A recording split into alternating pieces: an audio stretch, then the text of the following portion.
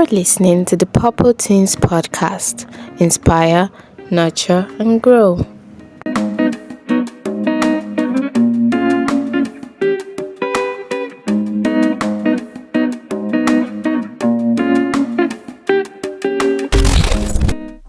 Hello, my name is Raymond, and I'd like to share my part of story to Purple Teens.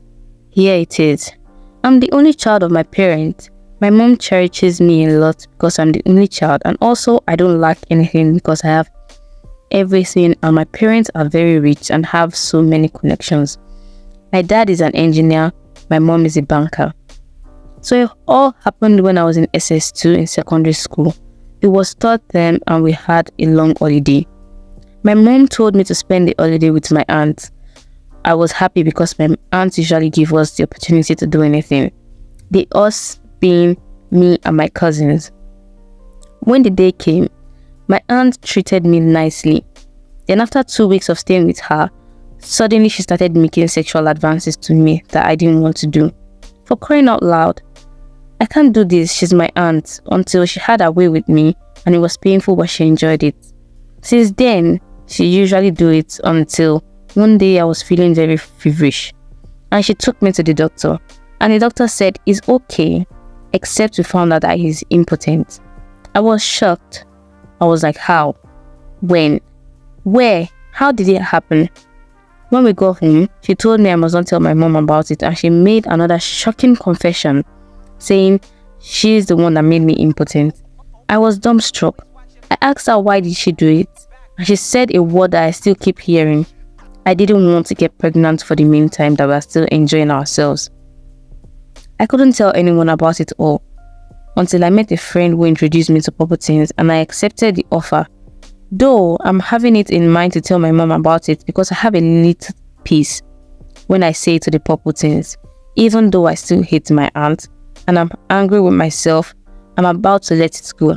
No hatred in me now. Thank you, Purple Teens. Hello. Welcome to another enlightening episode of the Purple Teens podcast.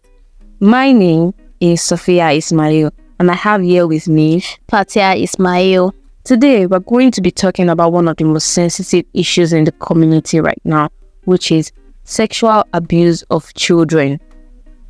Sexual abuse of children is a deeply concerning and distressing issue with severe and lasting effects on victims. It can lead to physical, emotional and psychological trauma affecting a child's overall well-being and development.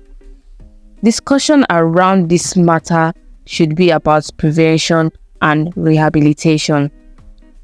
Prevention strategies should focus on raising awareness, educating communities, and implementing effective policies. Schools, parents, and caregivers play key roles in teaching children about their rights, personal boundaries, and safe communication channels. Encouraging an open dialogue about these issues help create an environment where children feel comfortable reporting abuse.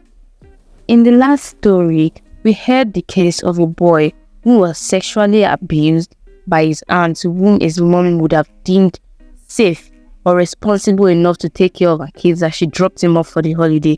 She wouldn't in eternity ever think that our sister could ever do something like that to her child.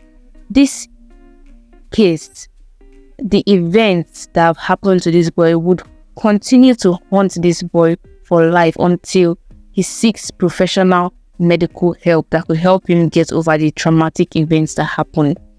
So, what are the rehabilitative measures that we can use to help children that have been abused? There are several rehabilitation methods, but the ones that have been proven to be very, very effective includes therapy, counseling, and support group. Mental health professionals will provide specialized care to help the victims cope with the trauma, rebuild their self-esteem, and be able to develop healthy relationships as they grow up further in life. Community resources and social services also play a vital role in assisting the families affected by child sexual abuse. In most cases, when a child is abused in a family, the more often than not, they do not report to their parents because of the fear of what they will do to them after reporting. And when they report these cases to their parents would not take the appropriate actions because the people that are the perpetrators of this crime are family members and they don't want to destroy family ties. Fatia, what do you think about what you have just said about the issue on ground? I feel like children should be able to confide in their parents. And I know children do not want to always tell their parents because they feel like their parents will always believe the family members over them because of the tight ties which they share. Even if the kids can't tell their parents what is going on, there should be a trusted adult whom they can tell and will deliver the message to their parents without any problem. I absolutely agree with you.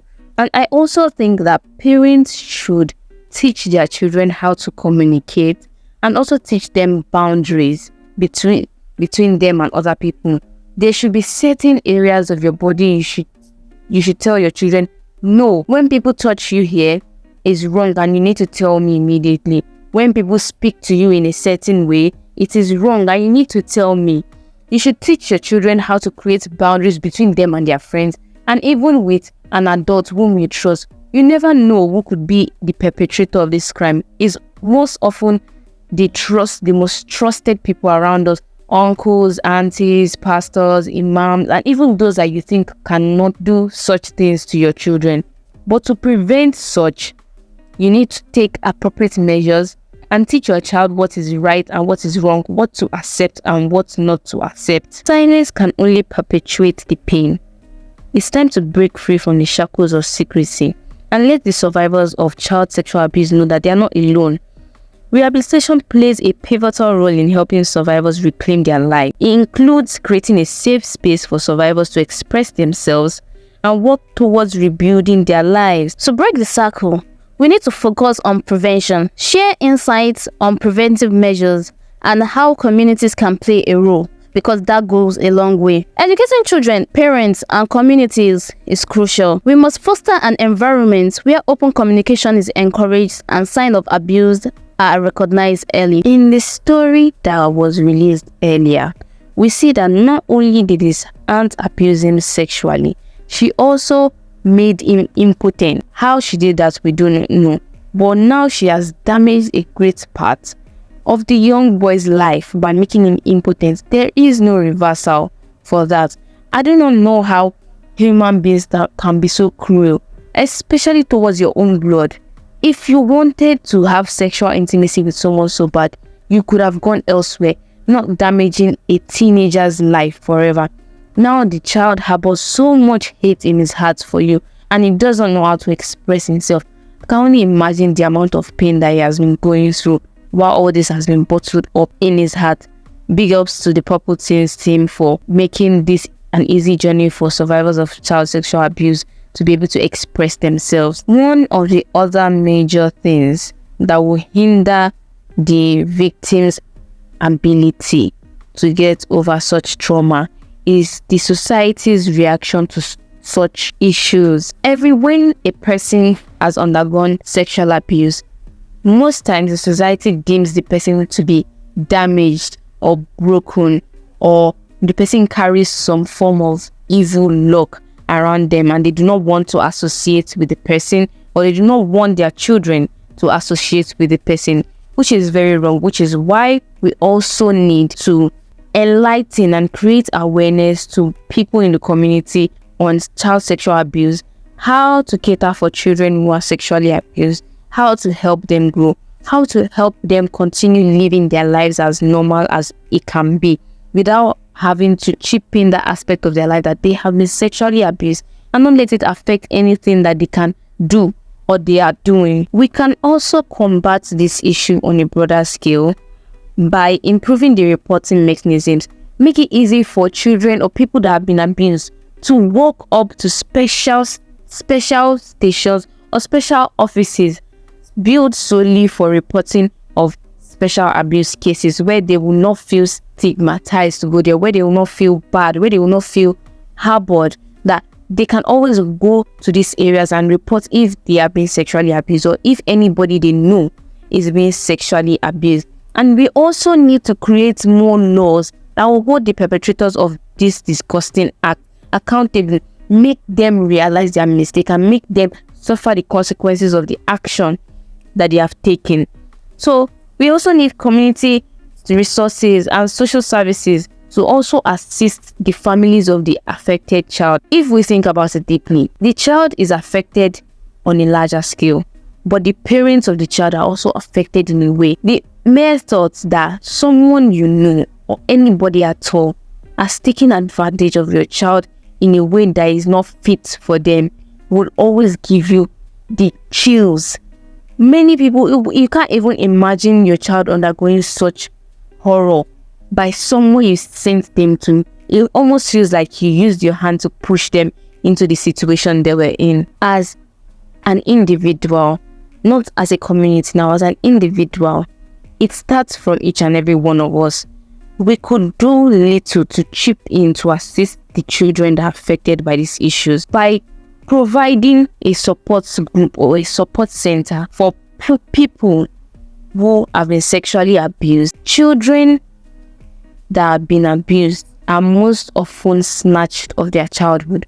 They will no longer be able to enjoy and experience what it means to truly be a child without having flashbacks of what has happened to them now.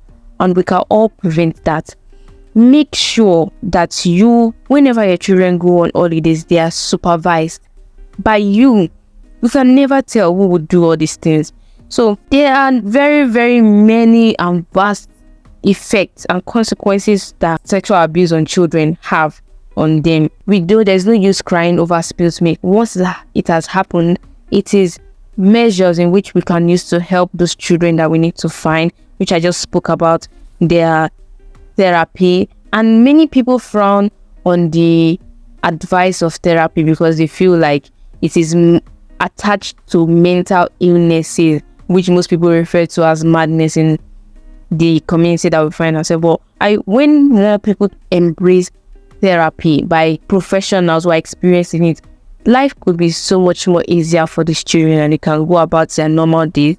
So by understanding the negative effects of child abuse and supporting the rehabilitative measure, we can contribute to breaking the cycle and make the world a safer world for us, for our children.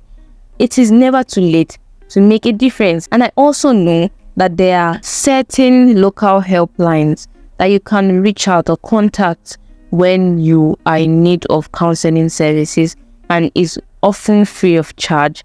So little by little, step by step, let us reduce the rate or completely eradicate the rate of child sexual abuse in our community. It is something that can be done, and it starts with you, it starts with me, it starts with each and every one of us. Once we chip in and try to make a difference, we will see very, very great changes in the society. Until next time, let's continue the conversation and work towards a safe future for all. I remain your host, Sophia Ismail, and Fatia Ismail. thank you for listening. Goodbye and God bless.